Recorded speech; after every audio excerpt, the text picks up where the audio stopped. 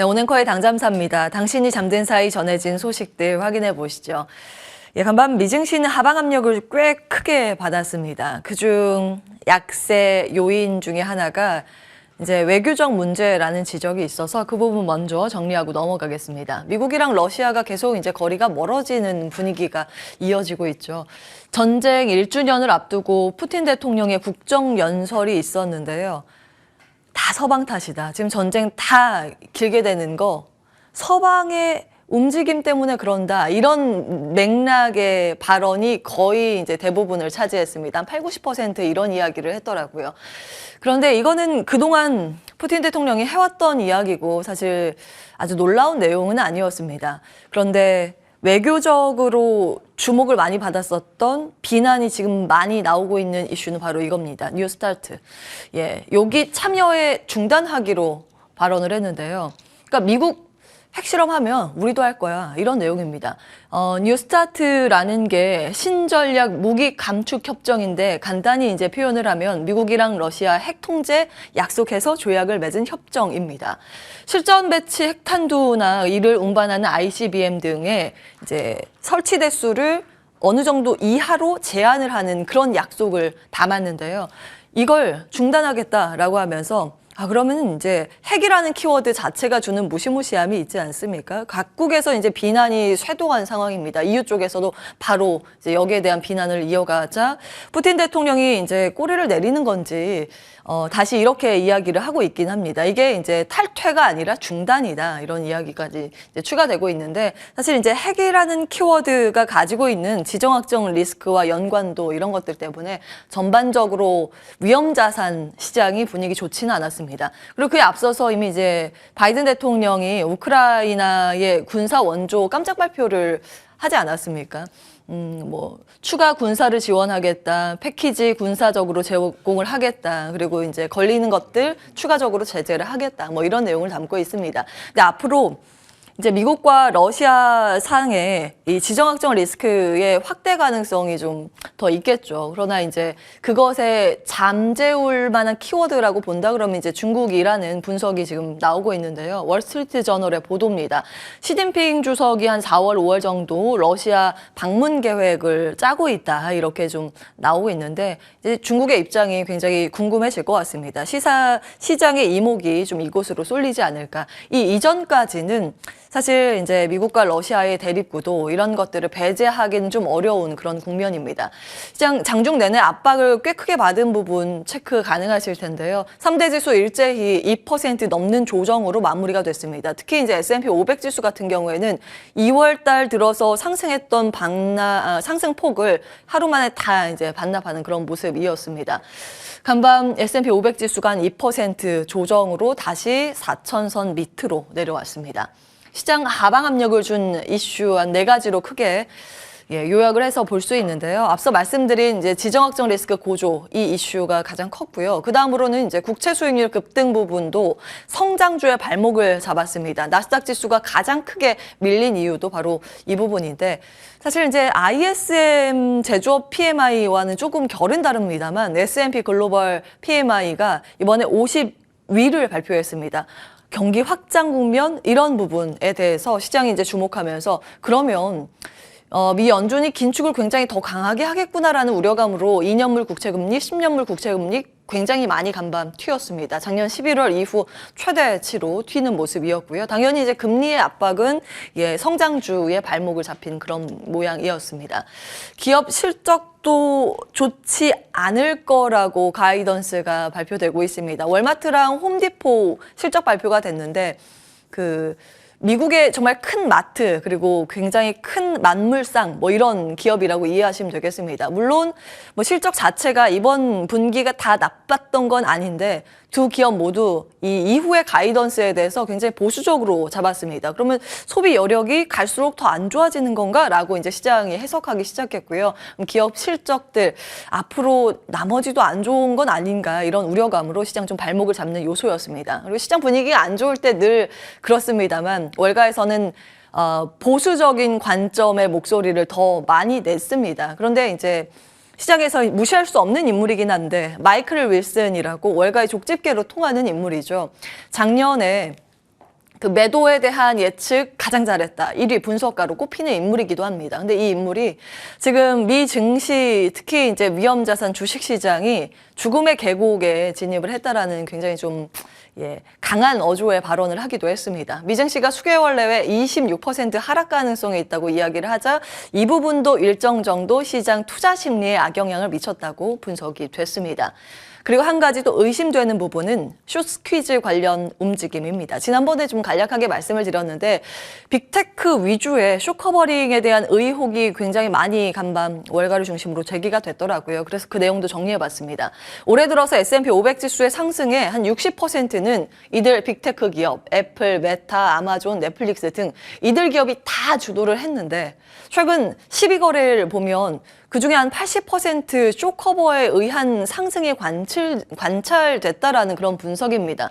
이 정도 비중은요, 최근 한 10년 내외 한 두 번째 정도 많은 규모라고 합니다. 그렇기 때문에 이것을 좀 뒤집어서 보면 그동안 단기적으로 올랐었던 건 숏커버링, 즉 이 수급에 의한 단순 이 상승세, 기계적인 상승세였다라는 부분이고요. 그러면 추가적으로 상승을 하려면 뭔가 펀더멘털이나 시장의 투자 심리를 직접적으로 달랠 만한 그 지표의 근거가 있어야 하는데 그게 지금은 당장 보이지 않는다. 그래서 시장의 추가 상승이 제한될 가능성이 있다라는 이제 일각의 시각들도 굉장히 많이 추가됐기 때문에 이 부분도 정리해 드리겠습니다. 히트맵 보시면 대부분의 종목들이 많이 떨어졌습니다. 특히 이 성장주, 빅테크 기업들은 웬만한 기업들 거의 2% 하락이 기본으로 빠졌습니다.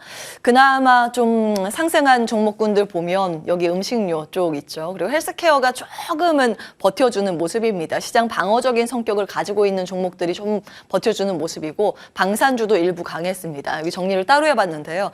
방산주들이 지수 대비했을 때 그래도 좀 견조하게 버텨줬고요. 전쟁 장기화 가능성이라는 분석 속에서 올랐습니다. 그리고 원 소재 관련 기업들의 강세가 이날 좀 두드러졌습니다. 특히 시그마 리튬은 16% 급등을 했는데 이거 월요일 날 좀 정리해 드렸습니다. 그때 이제 테슬라가 시그마 리튬 인수할 가능성이 있다라는 그런 분석이 월가 외신에서 좀 전해졌었고요. 그 힘을 더 받아가는 모습입니다. 다음 장으로 또 따로 정리해 볼 텐데 그 인수 가능성으로 인해서 이 기업도 뛰었는데 이 기업뿐만이 아니라 구리, 알루미늄, 뭐 다른 이 원소재 기업들의 강세도 이날 두드러졌습니다. 지금 러시아에 대해서 제재를 뭐 철강, 알루미늄 중심으로 가할 것이라는 그런 분석, 그런 힘을 입는 그런 모습이었습니다. 그리고 음식료 쪽은 요즘 실적이 좀 괜찮게 나오고 있죠. 제너럴 미즈 호실적 발표하면서 4% 이상 뛰었는데 지난번에 이제 말씀을 드렸습니다. 이 지금 인플레이션의 영향을 핑계 대면서 우리가 제품 가격을 올릴 수밖에 없다라고 이쪽 음식료 업계가 지금 주장을 하고 있습니다. 실적이 더 나아질 가능성에 대해서 시장은 좀 주목을 하고 있는 모양새입니다. 테슬라를 또 연결고리로 해서 리튬 이야기를 다시 정리할까 합니다. 이거는 월요일 날 보여드린 화면이고요. 하얀 석유 리튬 확보 전쟁이 여기저기에서 나오고 있다는 점 체크해드렸습니다. 멕시코도 리튬 국유화를 선언한 상황이고 테슬라, GM, 포드 등의 완성차 기업도 리튬 확보를 위해서 지금 사활을 걸고 있는 그런 움직임을 정리해드렸습니다. 노란 부분은 그날 이제 이후에 들려온 소식들 추가해서 정리를 해봤고요.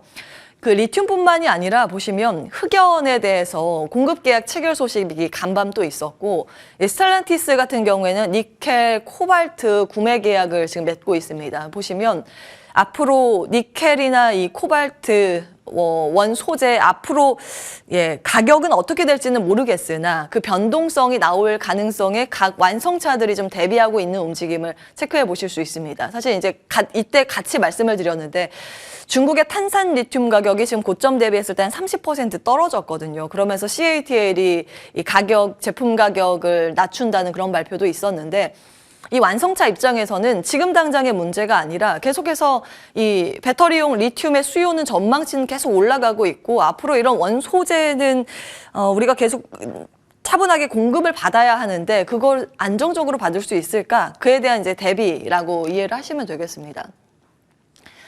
일론 머스크는 사실 이미 수직 계열화 구축을 하고 있는지도 모르겠습니다. 리튬 그리고 이 원 소재 안정적으로 납품받기 위해서 여러 방면으로 지금 뛰고 있고요. 그 밖에 투자 리스트 좀 가지고 왔는데요. 뭐 태양광 쪽, 자동화, 로봇, 운송, AI, 뇌과학 관련 기업에 이미 투자를 하고 있는 상황입니다. 이 아래에 좀 빠졌는데 트위터 같은 광고를 위한 일종의 SNS, 소셜 커머스 기업들도 지금 투자를 하고 있는 그런 모습이죠. 수직 계열화라는 키워드가 굉장히 중요하다라는 부분 작년부터 말씀을 드렸는데요. 자리 옮겨서 국내 관련 투자 포인트 이어서 정리해 보겠습니다. 작년 11월 8일부터 이 화면 굉장히 많이 보여드려서 이제 외우실 것 같은데요. 보시면 수직 계열화와 맞물려 있는 기업들이 여기 다 나와 있습니다. 에코프로 그룹과 삼성 SDI 고려아연, LG그룹, 포스코그룹, 롯데케미칼 이들이 다 수직 계열화와 이제 맞닿아 있는 기업이고요. 그 중에서 뭐 자본력 있으면 좋고 역내 공급망 구축 잘하는 기업이면 좋고 그래서 교집합 있는 기업들 다시 한번 체크해 보시기 바라겠습니다. 조금 더 들어가겠습니다. 이제 글로벌 자산 시장의 움직임 ETF로 한번 체크를 해봤는데 이 안에 또 원소재 그리고 철강 등의 시클리컬 업종의 자산 이동이 있어서 그 부분을 체크해보고자 합니다.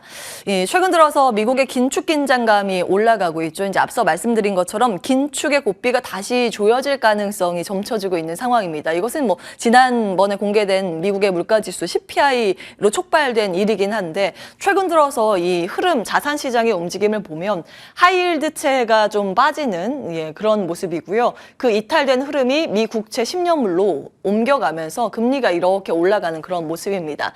그리고 중국 쪽을 보시면 중국은 풍선 사태라고 아마 기억을 하실 겁니다. 스파이 풍선이라고 미국 쪽에서 이 풍선 사태에 대해서 안 좋은 코멘트를 좀 하고 있는 모습인데 그러면서 MSCI 중국 지수 보시면 최근 들어서 고점 대비해서 이제 빠지고 있는 모습입니다만 보시면 중국 소비 테마는 지수 대비 견조한 모습을 보실 수 있습니다. 리오프닝이라는 키워드인데 최근 들어서 중국의 리오프닝 키워드가 시클리컬로 이동하고 있다는 부분 체크 가능하십니다. 글로벌 첨가형 산업의 강세 흐름 ETF 상으로도 지금 포착되고 있는데요.